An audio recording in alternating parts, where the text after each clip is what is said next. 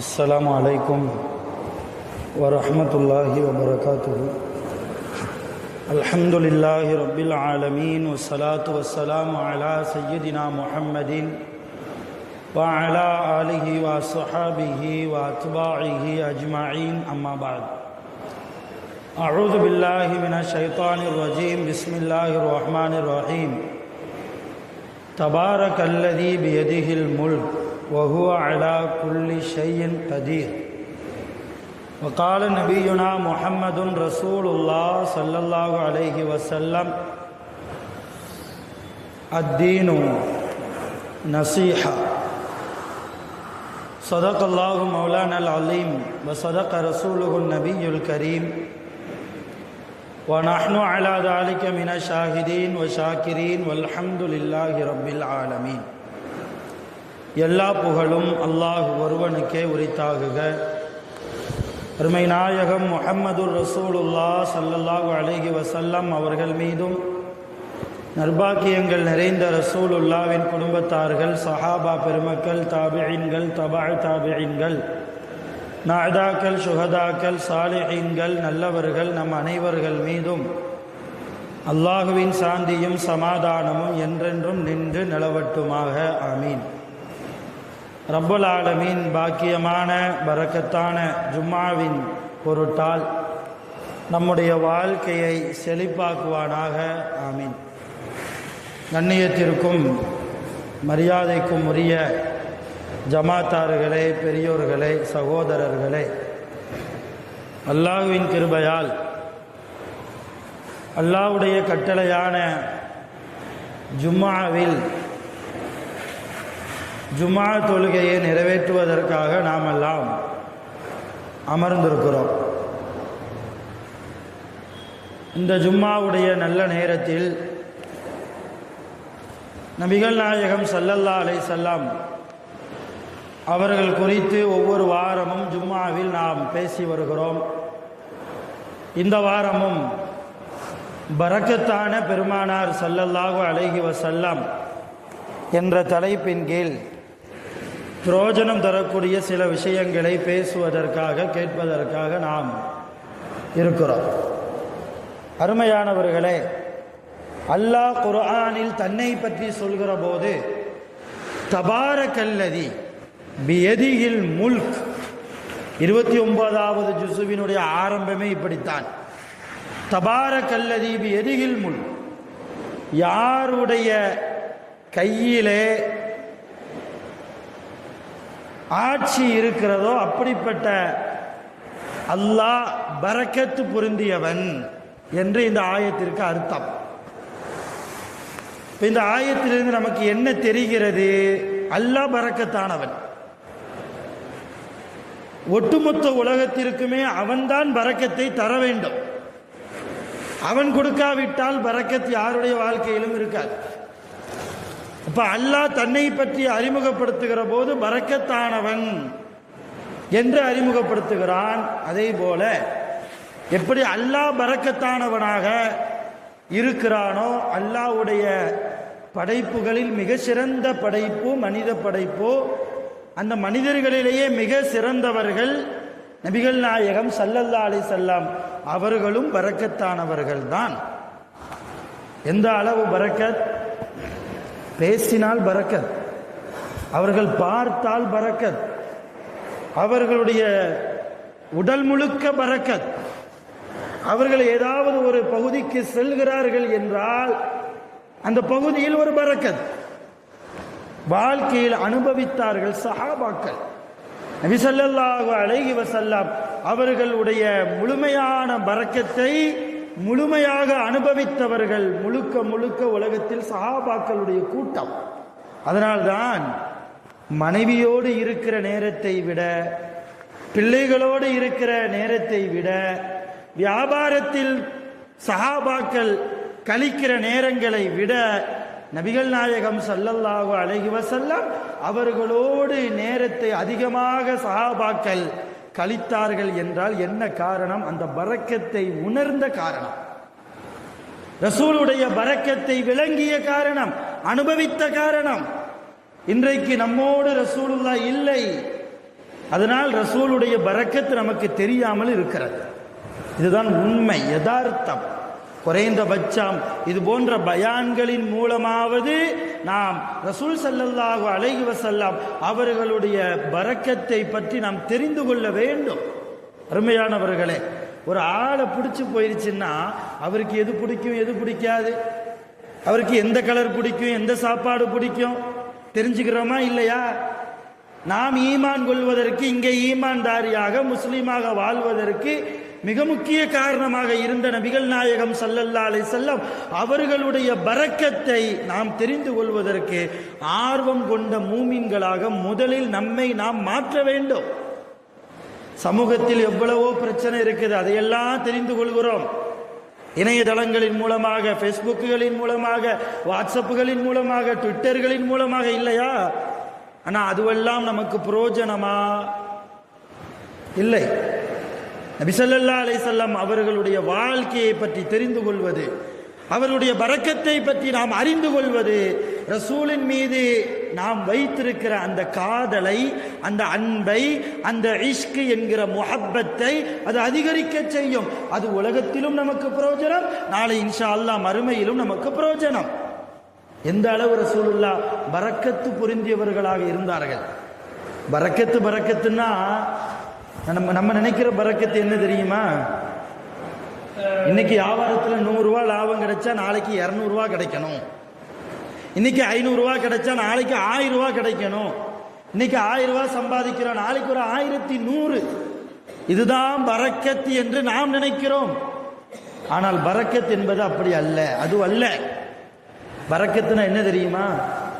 100 ரூபா கையில் இருந்தாலும் அந்த 100 ரூபா 1000 வேலையை செய்யணும், அதுதான் பரக்கத். 1000 ரூபா கையில் இருக்குது, 2000 ரூபா வேலையை அந்த 1000 ரூபா செய்யணும், அதுதான் பரக்கத். அந்த பரக்கத்தை அனுபவித்தவர்கள் சஹாபாக்கள். யார் மூலமாக? ரசூல் ஸல்லல்லாஹு அலைஹி வஸல்லம் அவர்கள் மூலமாக. ஆலிம்கள், அல் உலமா வரஸத்துல் அம்பியா, அல் உலமா வரஸத்துல் அம்பியா, உலமாக்கள் நபிமார்களுடைய வாரிசுகள் என்று நபி ஸல்லல்லாஹு அலைஹி வஸல்லம் அவர்கள் சொல்கிறார்கள். அப்ப அந்த ஆலிம்கள் நபிமார்களுடைய வாரிசுகளாக இருப்பதால் ஆலிம்கள் எந்த பகுதியில் இருந்தாலும் பரக்கத்தாகத்தான் வாழ்வார்கள், பரக்கத்தாகத்தான் அவருடைய குடும்பம் கழியும். யதார்த்தம் அது. ஆலிம்களை கண்ணியப்படுத்துபவர்களுக்கும் அல்லாஹ் பரக்கத் செய்கிறான், யதார்த்தம் அது. அதை தன் வாழ்க்கையில் அனுபவித்தால்தான் அதனுடைய ருசி தெரியும். எதற்காக இங்கே சொல்ல வருகிறேன் என்றால், அருமையான பெருமக்களே, நபி ஸல்லல்லாஹு அலைஹி வஸல்லம் ஒட்டுமொத்த உலகத்தில் வாழக்கூடிய எல்லா மக்களுக்குமான பரக்கத். சில செய்திகளை மட்டும் நான் சொல்லி ஜும்மாவை நிறைவு செய்வேன். நபி ஸல்லல்லாஹு அலைஹி வஸல்லம் இடத்திலே ஒரு கிராமவாசி வந்தார். வந்து, யா ரசூலல்லாஹ், எனக்கு கொடுத்த வாக்குறுதியை நீங்கள் நிறைவேற்றுங்கள் என்று கேட்கிறார். ரசூல்லா சொன்னாங்க, அபிஷீர். ரசூல்லாவுக்கு ஒரு பழக்கம் என்னன்னா, யார் என்ன வந்து கேட்டாலும் அபிஷீர் அப்படின்னு சொல்லுவாங்க. அபிஷீர்னா என்ன அர்த்தம்? உனக்கு சுப சோபனம் உண்டாகட்டுமாக, உனக்கு சுப செய்தி வரட்டுமாக என்று. அது ஒரு துவா, துவாவுக்கு உண்டான வார்த்தை அது அபிஷீர் என்று சொல்வது. அந்த கிராமவாசி வந்து கேட்கிறார், எனக்கு எதை நீங்கள் வாக்கு கொடுத்தீர்களோ அந்த வாக்கை நிறைவேற்றுங்கள். அப்படின்னா என்ன அர்த்தம்? எனக்கு ஏதாவது சாப்பிட தாங்கன்னு கேட்கிறார் அவரு. என் குடும்பம் கொஞ்சம் கஷ்டத்தில் இருக்கு, கொஞ்சம் சாப்பிட தாங்க. அவர் 2-3 தடவை வந்து கேட்டிருப்பார் போல ரசூல்லாட்ட. அவர் கேட்கும் போதெல்லாம் ரசூல்லா அபிஷீர் அபிஷீர் அபிஷீர், உனக்கு சுப செய்தி உண்டாகட்டும் சுப செய்தி உண்டாகட்டும் இப்படியே சொல்லிட்டு இருந்ததுனால அந்த கிராமவாசி கொஞ்சம் வேகப்பட்டுட்டார் ரசூல்லா மேல. என்ன யார் ரசூலல்லாஹ், எப்ப வந்து கேட்டாலும் அபிஷீர் அபிஷீர் இதே சொல்றீங்களே, உங்க அபிஷீர் எனக்கு ஒன்றும் தேவையில்லை போங்கன்னு போயிட்டார். அவர் கொஞ்சம் வேகப்பட்டார். அவருடைய இயற்கை குணம் அது. அந்த சஹாபியை பற்றி குறைப்படுத்தி நம்ம பேசக்கூடாது. அவருடைய இயற்கை குணம். சில பேர் சாஃப்டா இருப்பாங்க, சில பேர் மீடியமா இருப்பாங்க, சில பேர் ரொம்ப ஹை பிரஷர் ஆவாங்க. அது அவங்களுடைய உடல் தன்மை. அது அவங்கள குறை பேசி எந்த பிரயோஜனமும் கிடையாது. அந்த மாதிரி அந்த கிராமவாசி, என்ன ஒரே அபிஷீர் அபிஷீர் என்று சொல்கிறீர்களே, உங்க அபிஷீர் எனக்கு தேவையில்லை போயிட்டார். இன்னே பக்கத்தில் இருந்த 2 சஹாபிய ரசூலுல்லாஹ் கூப்பிட்டாங்க. ஒன்று பிலால் ரலியல்லாஹு அன்ஹு, இன்னொரு சஹாபி உபைதா என்று அவருடைய பெயர். 2 சஹாபியும் கூப்பிட்டாங்க ரசூல்லாவுடைய வீட்டு வாசலுக்கு பக்கத்தில் இந்த சம்பவம் நடக்குது. கிராமவாசி வந்தார், கேட்டார், அபிஷர் என்று சொன்னேன், உங்க அபிஷர் எதுவும் தேவையில்லைன்னு போயிட்டாரு, உங்க 2 பேருக்கு என்னுடைய அபிஷர் வேணுமான்னு கேட்டாங்க ரசூலுல்லாஹ். உங்க 2 பேருக்கு என்னுடைய சுப செய்தி வேண்டுமா? சஹாபாக்கள் சொன்னாங்க, என்ன யா ரசூலுல்லாஹ் கேள்வி, நாங்கள் தவம் கிடக்கிறோம், உங்களுடைய பரக்கத்து கிடைக்காதா, உங்களுடைய துஆ கிடைக்காதா என்று நாங்கள் ஏங்கி போயிருக்கிறோமே, நீங்கள் தாருங்கள், சொல்லுங்கள், உங்களுடைய சுப செய்தியை நாங்கள் ஏற்றுக்கொள்கிறோம், நீங்கள் என்ன செய்ய போகிறீர்கள், நாங்கள் தயாராக இருக்கிறோம், எங்கள் உயிரையும் கூட கொடுப்பதற்கு நாங்கள் தயாராக இருக்கிறோம் என்று சஹாபாக்கள் சொன்னபோது ரசூலுல்லாஹ் சொன்னாங்க, ஒரு பாத்திரத்தில் கொஞ்சம் தண்ணி எடுத்துட்டு வாங்கன்னாங்க. ஒரு பாத்திரத்தில் தண்ணி எடுத்துட்டு வாங்க. வேகமாக போனாங்க, கொஞ்சம் தண்ணியை கொண்டு வந்தாங்க. ரசூலுல்லாஹ் என்ன செஞ்சாங்க தெரியுமா? எதையுமே செய்யலை, அந்த பாத்திரத்தில் துப்புனாங்க, எச்சியை துப்புனாங்க. துப்பி தன்னுடைய கையை வைத்து கிளறி விட்டாங்க. சொன்னாங்க சஹாபாக்கள்கிட்ட, இந்த தண்ணியை குடிங்கப்பான்னாங்க. யாராவது வீட்டில் உள்ள பெரிய ஆள் தன் பேரனை கூப்பிட்டு, கொஞ்சம் தண்ணி கொண்டு வாப்பா, பேராண்டி தண்ணி கொண்டு வந்தோன்னே கொஞ்சம் துப்பி இதை குடி பேராண்டி. எந்த பேரன் குடிப்பான்? மூஞ்சிலையும் ஊத்திட்டு போயிடுவான் இல்லையா? குடிக்க தண்ணி கேட்டால் துப்பி ஏன்டையே குடின்னு சொல்ற. ஆனால் நபி ஸல்லல்லாஹு அலைஹி வஸல்லம் அவருடைய உமிழ் நீரும் கூட பரக்கத் என்பதை விளங்கி வைத்திருந்த உத்தம சஹாபாக்கள் ரசூலுல்லாஹ் சொன்ன உடனேயே அந்த தண்ணீரை 2 கைகளால் அள்ளினார்கள், குடித்தார்கள், முகத்தில் தடவி கொண்டார்கள், நெஞ்சிலே தடவி கொண்டார்கள். இதில் என்ன சுவாரஸ்யம் தெரியுமா? வீட்டுக்கு வெளியே வாசலில் நடைபெற்று கொண்டிருக்கிற இந்த சம்பவத்தை வீட்டுக்குள்ளே இருந்து பார்த்து கொண்டிருக்கிற ரசூலுல்லாஹ்வுடைய அருமை மனைவி உம்மு குல்சூம் ரலியல்லாஹ், உம்மு சலமா ரலியல்லாஹு தஆலா அன்ஹா, உம்மு குல்சூம் ரசூலுல்லாஹ்வுடைய மகா. உம்மு சலமா ரலியல்லாஹ் திரைய அகற்றி பிலால் ரலியல்லாஹு கூப்பிட்டு சொன்னாங்களா, எல்லா தண்ணியும் குடிச்சிடாதீங்க, உங்க அம்மாவுக்கு கொஞ்சம் மிச்சம் வச்சிருங்க. சுபஹானல்லாஹ். உங்க அம்மான்னு யாரை சொல்றாங்க? தன்னை தான் சொல்றாங்க. ரசூலுல்லாஹ்வுடைய மனைவிமார்கள் எல்லா மூமின்களுக்கும் தாயுடைய அந்தஸ்து இல்லையா? அதனால சொல்றாங்க உம்மு சலமா ரலியல்லாஹு அன்ஹா, எல்லா தண்ணியும் குடிச்சிடாதீங்க, ரசூலுல்லாஹ்வுடைய பரக்கத் எனக்கும் கிடைக்கணும், கொஞ்சம் எனக்கும் மிச்சம் வையுங்கள். ரசூலுல்லாஹ்வுடைய உமிழ் நீரும் கூட பரக்கத்து பொருந்தியது என்பதை விளங்கி வைத்திருந்த சஹாபாக்கள், ரசூலுல்லாஹ்வுடைய மனைவிமார்கள். ஸல்லல்லாஹு அலைஹி வஸல்லம் வீட்டில் தூங்குனாங்கன்னா கொஞ்சம் வெயில் காலமாக இருந்தால் அவங்க உடம்பிலிருந்து வியர்வை வெளியாகுமா இல்லையா? அந்த வியர்வை துளிகளை எல்லாம் மைமூனா, யார் இந்த மைமூனா? ரசூலுல்லாஹ்வுடைய இன்னொரு மனைவி மைமூனா ரலியல்லாஹு அன்ஹா. அவங்க சின்ன பாட்டல்ல அந்த வியர்வை துளியை சேமிச்சு வைப்பாங்களாம். எங்கெல்லாம் வியர்வை துளிகள் வழிந்து ஓடுகிறதோ அந்த வியர்வை துளியை பிடிச்சு பிடிச்சு வச்சுக்கிறது. மைமூனா அம்மாட்ட கேட்டாங்களா, ஏன் இந்த மாதிரி ரசூலுல்லாஹ்வுடைய வியர்வை துளிகளை பிடிச்சு வைக்கிறீங்க? இப்போ சொல்லுவாங்க மைமூனா, யாருக்காவது உடம்பு சரியில்லை, மருந்து வேணும் என்று என்னிடத்தில் யாராவது கேட்டு வந்தால் கொஞ்சம் தண்ணீரை எடுத்து அந்த தண்ணீரில் ரசூலுல்லாஹ்வுடைய இந்த வியர்வை துளியை நான் கலந்து கொடுப்பேன். நோயால் பாதிக்கப்பட்டவர்கள் அந்த தண்ணியை குடித்தால் அல்லாஹ் நிவாரணத்தை கொடுப்பான், கொடுத்திருக்கிறான். ரசூலுல்லாஹ் உடம்பில் இருந்து நம்ம வியர்வை துருவாடை, அது பக்கத்திலேயே நிற்க முடியாது. ஆனால் ரசூலுல்லாஹ்வுடைய வியர்வை அது பரக்கத், அது பரக்கத். கந்தக்குடைய போர், அகல் குழி தோண்டணும், மதீனாவை சுத்தியும் மக்காவிலிருந்து படையெடுத்து வருகிறார்கள் எதிரிகள் எல்லாம் போர் செய்வதற்கு. சஹாபாக்கள் எல்லாம் மதீனாவை சுத்தி என்ன செய்யறாங்க? குழி தோண்டி கொண்டு இருக்கிறார்கள். கடுமையான பசி, சாப்பிடுவதற்கு எதுவுமே இல்லை. சஹாபாக்கள் எல்லாம் வயிற்றில கல்லை கட்டி கொண்டு வேலை செய்கிறார்கள். ரசூலுல்லாஹ்ட்ட போய் ஒரு சஹாபி கேட்கிறார், யார் ரசூலல்லாஹ், கடுமையா பசிக்குது, முடியல, பசியினால் மயக்கம் போட்டு விழுந்து விடுவோமோ என்று தெரிகிறது, நிறைய தோழர்கள் சோர்ந்து போய் வேலை செய்யாமல் உட்கார்ந்து கொண்டிருக்கிற சூழ்நிலை. சாப்பாட்டுக்கு ஏதாவது ஏற்பாடு செய்யுங்களேன். இங்க பாத்தீங்களான்னு வயிற்றை திறந்து காமிச்சாங்க. சஹாபாக்கள் எல்லாம் ஒவ்வொரு கல்லை கட்டிட்டு வேலை பார்க்குறாங்க. கல்லை கட்டிட்டு வேலை செய்கிறோம். யார சொல்லலாம், சாப்பாட்டுக்கு ஏதாவது ஏற்பாடு செய்யுங்க. இப்போ ரசூலுல்லா தன்னுடைய ஆடையை தூக்கி காண்பித்தார்கள். சுபஹானல்லாஹ். ரசூலுல்லா எல்லா சஹாபாக்களும் ஒரு கல் கட்டி இருந்தால் ரசூலுல்லா 2 கல்லை கட்டி கொண்டு வேலை செய்து கொண்டு பார்த்து கொண்டிருக்கிறார்கள். 2 கல் ரசூலுல்லாவுடைய வயிற்றிலே. நானும் பசியோடு தான் இருக்கிறேன், நானும் பசியோடு தான் இருக்கிறேன், கொஞ்சம் பொறுமையாக இருங்கள், அல்லாஹ் ரிஸ்கை தருவான். இதை தூரத்தில் இருந்து பார்த்து கொண்டிருந்த ஜாபிர் இப்னு அப்துல்லா, அருமையான சஹாபி ஜாபிர் ரலியல்லாஹ், நேர வீட்டுக்கு ஓடி போனாங்க. வீட்டம்மாட்ட கேட்டாங்க கூப்பிட்டு, ரசூலுல்லா வயிற்றுல 2 கல் இருக்குது, என்னால் தாங்க முடியல, பசியோடு ரசூலுல்லா வேலை செய்து கொண்டிருக்கிறார்கள், வீட்டில் ஏதாவது ரசூலுல்லாவுக்கு கொடுக்கறதுக்கு சாப்பாடு இருக்குதா?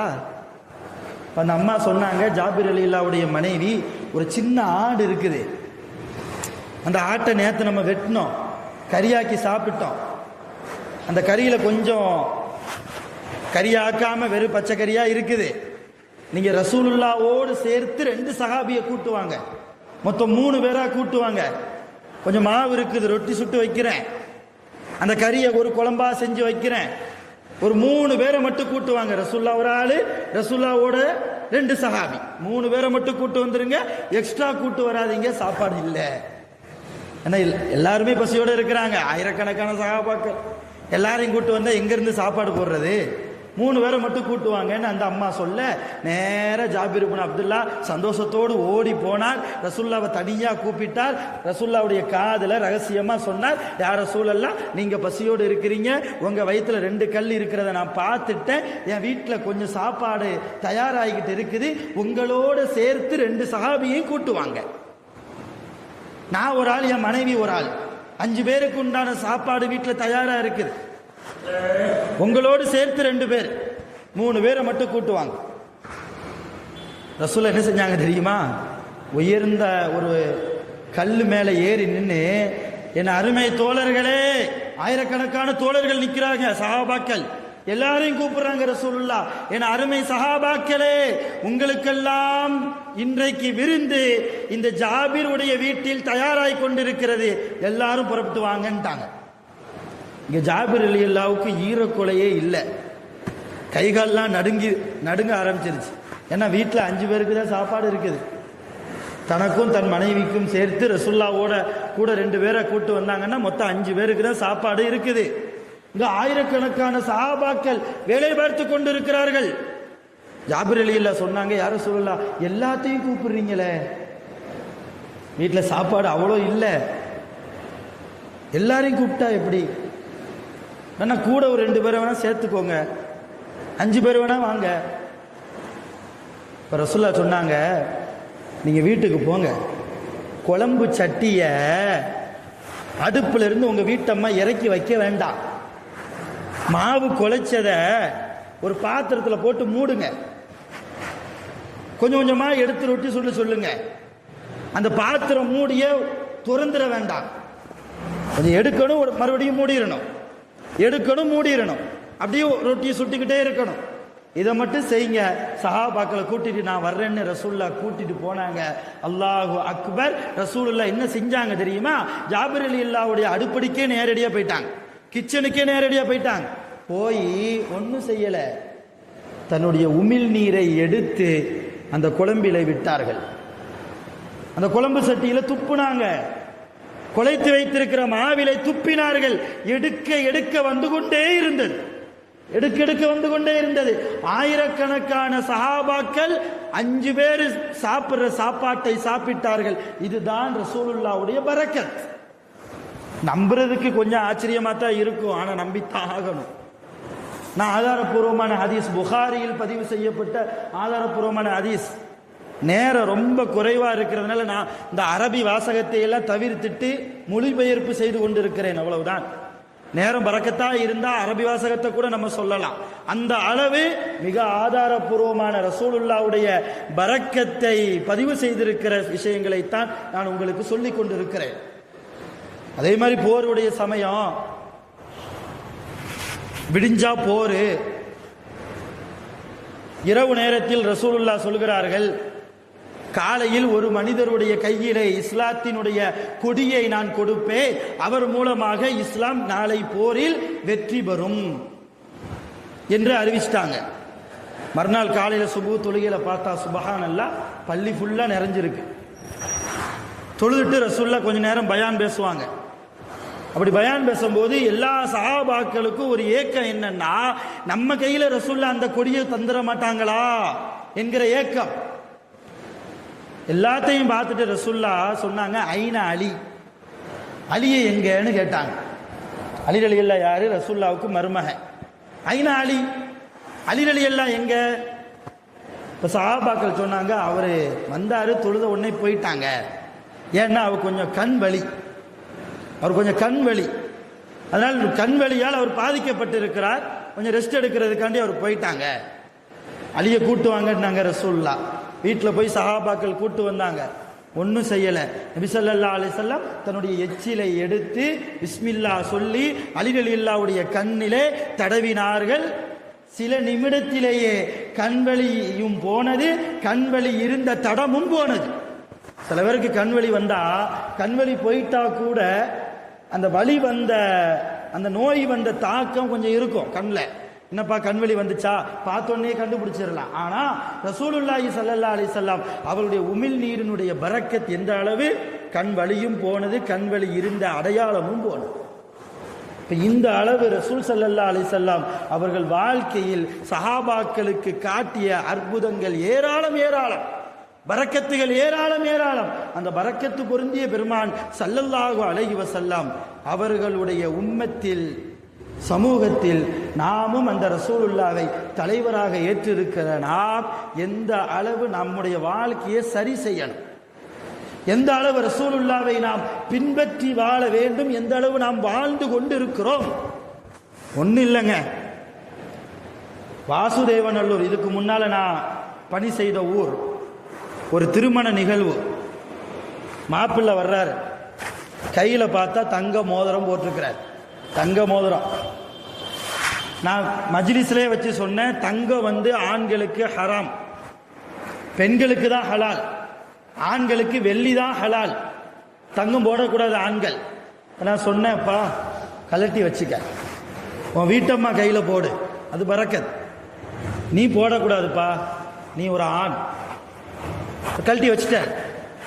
அங்கிருந்து வந்தார் ஒரு பெரிய ஆள், ஒரு மாப்பிள்ளைக்கு தகப்பனார் போல. என்ன ஹஸரத், வந்தீங்கன்னா உங்க வேலையை பாருங்க, வந்தீங்கன்னா உங்க நிக்கா நடத்தி வச்சுட்டு துவா செஞ்சீங்களா, சாப்பிட்டீங்களா, போய்கிட்டே இருங்க. இதெல்லாம் எங்களுக்கு தெரியும். என்னைக்காவது ஒரு நாள் தானே, என்னைக்காவது ஒரு நாள் அல்லாஹ் நரகத்தில் மட்டும் போட்டால் சம்மதிப்போமா? ஒரு நாள் மட்டும் உன்னை நரகத்தில் போடுறேன் சம்மதிப்போமா? நாம் நம்முடைய உள்ளம் தாங்குமா? நம்முடைய உடம்பு தாங்குமா? நரகத்தை தாங்கக்கூடிய சக்தி இருக்கிறதா? நன்றாக கேட்டுக்கொள்ளுங்கள். ஃபாத்திமா அம்மாவுடைய கையிலே தங்க காப்பு இருந்ததை பார்த்த நபி ஸல்லல்லாஹு அலைஹி வஸல்லம் கூப்பிட்டு சொன்னார்கள், என்ன ஃபாத்திமா, உன்னுடைய கையிலே நரகத்தின் விலங்கு இருப்பதை நான் பார்க்கிறேனே, நரகத்தின் விலங்கை நீ போட்டுக் கொண்டிருக்கிறாயே. ஃபாத்திமா ஆம்பளையா பொம்பளையா? பெண்ணு தானே. பெண்ணுக்கு தங்கம் ஹலால் தானே, ஹராம் இல்லையே. எந்த ஃபாத்திமா? ரசூலுல்லாஹ்வுடைய மகள் இல்லையா? தன்னுடைய மகள் தன் கையில் போட்டிருந்த தங்க காப்பை பார்த்ததற்கு பின்னால் கூப்பிட்டு கண்டித்தார்கள் ரசூலுல்லாஹ். ஒரு நபியினுடைய மகளிடத்தில் இவ்வளவு ஆடம்பரம் கூடாது, இவ்வளவு ஆடம்பரம் கூடாது. உனக்கு ஹலால் தான், இருந்தாலும் அதை நீ பத்திரமாக வைத்துக்கொள், இல்லாதவர்களுக்கு கொடுத்து உதவுவலாமை தவிர ஆடம்பரமாக உன் கையில் போடுவதா? உன் கையில் நீ போட்டிருப்பது எதை தெரியுமா? நரகத்தின் காப்பு என்றார்கள் நபி ஸல்லல்லாஹு அலைஹி வஸல்லம். இப்ப எந்த அளவு சமூகம் போய்கொண்டிருக்கிறது, அதற்காகத்தான் சொல்றேன்.